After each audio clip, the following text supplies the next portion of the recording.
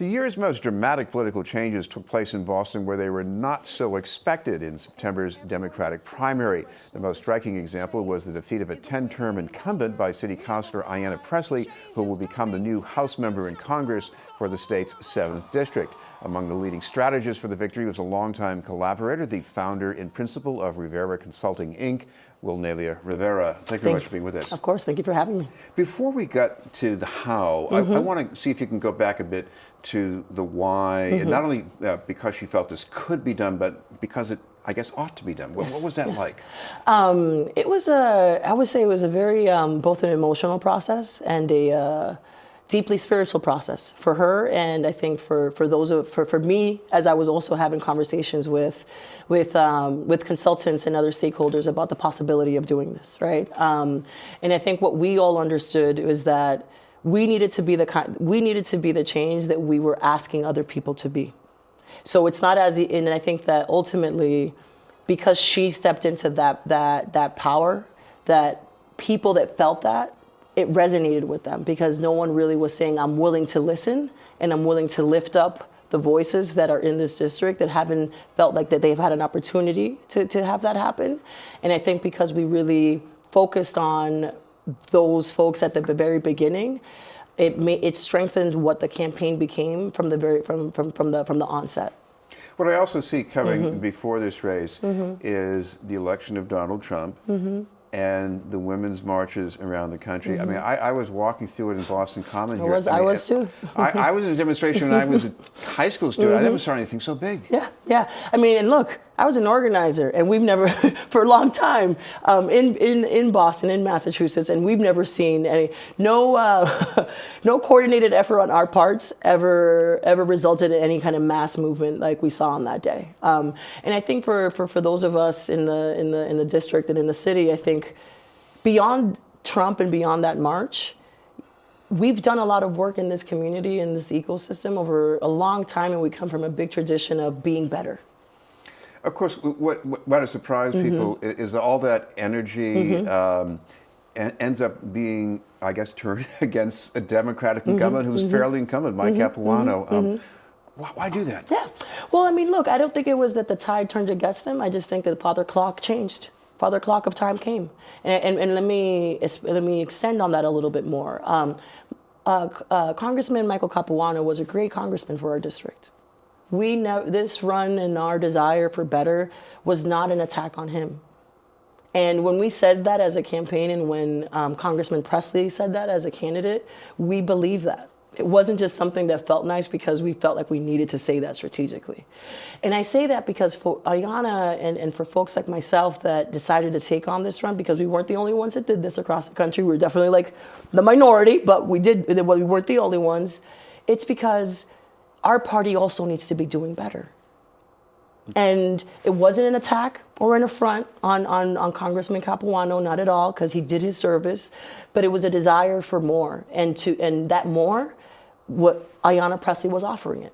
Of course, the other context here is the Me Too movement. Of course. And Ayanna is a powerful exponent of that. She's a survivor. How important do you think that was in the vote? Hugely important. Hugely important. The amount of young women and women across race, across income, that were the real lion's share of our initial adopters, right?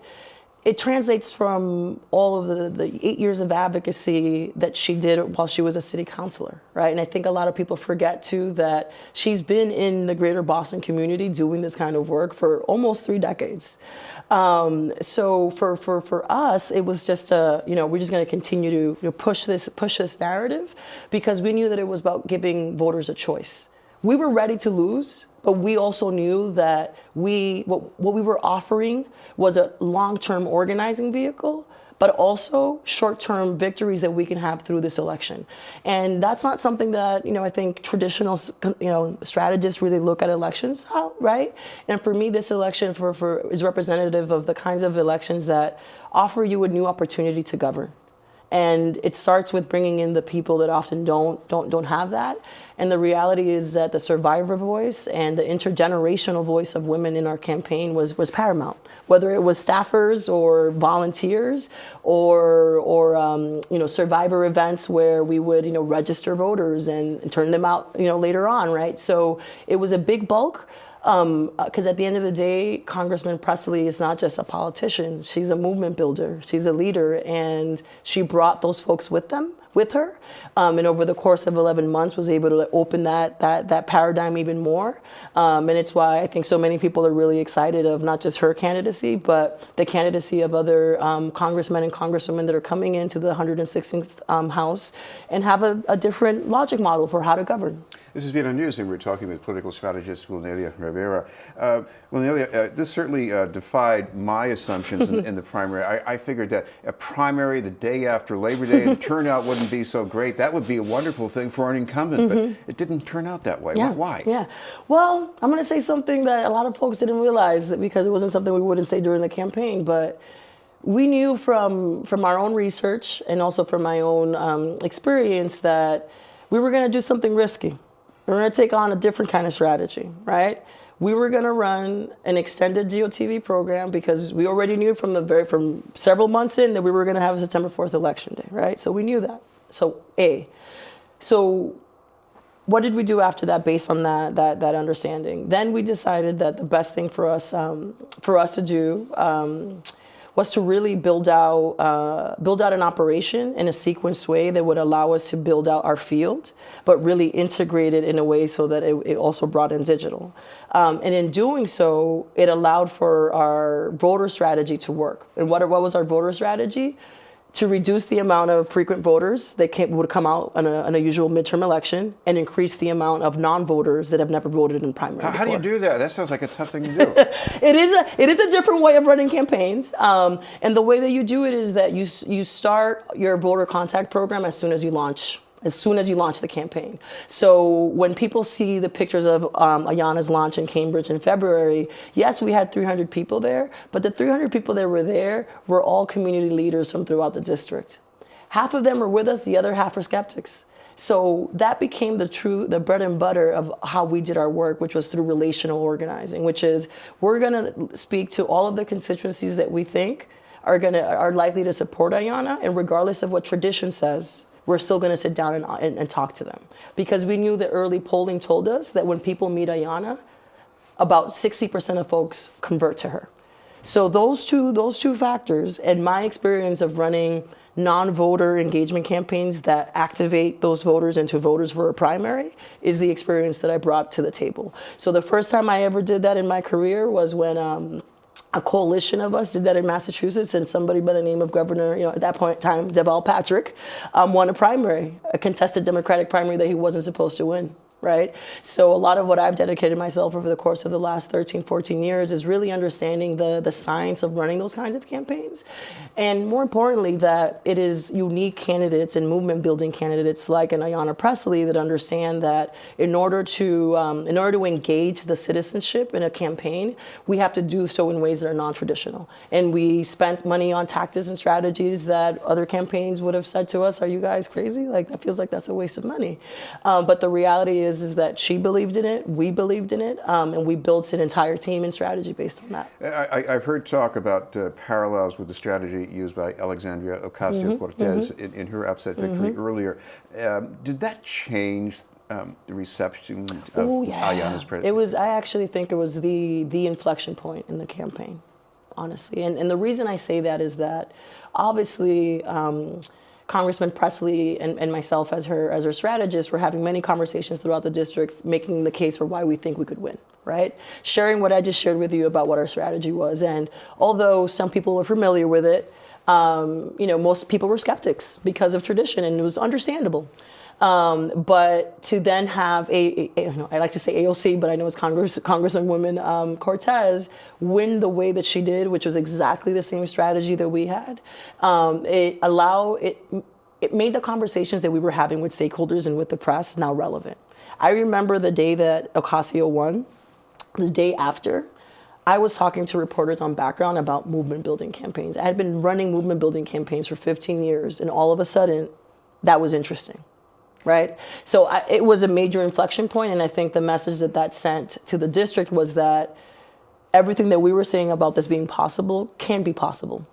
So it was a huge inflection point for us that Ayanna eventually took to really put a lot more momentum into the campaign. I remember there was one point in this campaign, not too early, when there was a fairly reputable poll that seemed to be saying, oh, she's just plateauing, she's not really going up at all. That. And then I'm looking at my social media feeds, and I'm seeing, oh, Michelle Wu's backing her, and Kim Janey's backing her. Something's going on here. I mean, what was going on? The deep relationships that Ayanna, that Congressman Pressley had, combined with the relationships that her supporters had, her early adopters, honestly, and us just continuing to run the kind of campaign that we were running.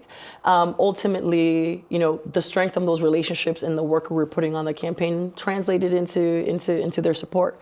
And the reality too, beyond stakeholders, is that we really use digital analytics to make day-to-day decision making in terms of like how we were prioritizing her time, how we were prioritizing our staff's time in terms of where we were spending time. And I think that's also a different way of running campaigns, when you're really actually looking at voter and social information in real time, as opposed to captured in a one-time snapshot, which a poll gives you, right? Polls are still useful, and I'm not going to get into that debate. But I do think that part of what happens with campaigns like ours is that modern polls aren't designed to capture that information. Finally, Pressley and Ocasio-Cortez, they have a certain similarity in their districts. A lot of diversity, a lot of educated voters, a lot of millennials. But what about the rest of the country? Can this kind of a campaign go that far? I really think it can. What I would say is that we've seen this kind of campaigns in the past at scale. I think a lot of people forget about Obama's 2008 run. People forget about Duvall's statewide run here in 2006. I also think when you look at Andrew Gillum's race, as someone that tracks other races across the country, Andrew Gillum's race and Stacey Abrams' race, I think there were a lot of movement building campaigns throughout the country. Not all of them won. Obviously, not all of them were successful, but I think what's important is that they've left behind infrastructure, and the work that needs to happen starting yesterday, that some of us are a part of, is figuring out how do you sustain that and how do you build upon it so that by the time 2020 comes around, we can run more of these kinds of campaigns. And let's be honest, the Democratic Party isn't running these kinds of campaigns traditionally. Doesn't mean that they can't in the future, but I do think that it's a model of campaigns that comes a little bit from outside of the Democratic Party, but it's still in coordination in the aspiration of making the party better. And I think that ultimately that's what it's all about. And I think what we've mostly seen is a lot of historically state rep, statewide or municipal level elections doing this kind of work in these kinds of campaigns. But the hope for those of us that are doing this kind of work and having successes at scale like we did this year is to really show others that we can do this, and it's not just important for the sake of winning an election, but it's actually important for the sake of strengthening our democracy and fulfilling the promise of it. Because the reality is that we don't have enough people participating. Thank you very much for being with us. Thank you. Wilnelia Rivera. Thank you. In a moment, this year is School on the Move after this message.